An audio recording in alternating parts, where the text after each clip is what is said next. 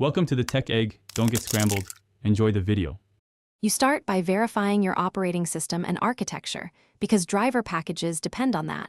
Once done, create a restore point or backup so you can roll back if needed. Next, plug the laptop into AC power and ensure you have a stable internet connection to avoid interruptions. Open Device Manager or System Information right away and note unknown devices or flagged entries. This directs which drivers to update first.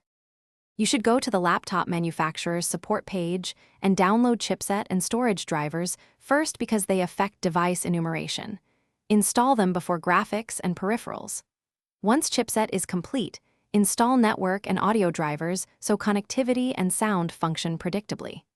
For the GPU, use the vendor's installer and choose Express or Custom depending on your needs. Make sure drivers are WHQL signed or vendor verified to reduce stability risks and reboot. You finish by rebooting and verifying Device Manager has no warning icons.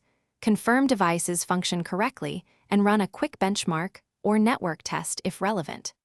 If a new driver causes instability, boot into safe mode and use Device Manager to roll back to the previous driver or uninstall and reinstall a different version.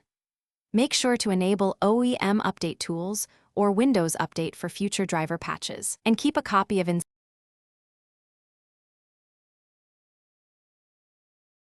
Thanks for watching. Consider subscribing if I helped unscramble your problems.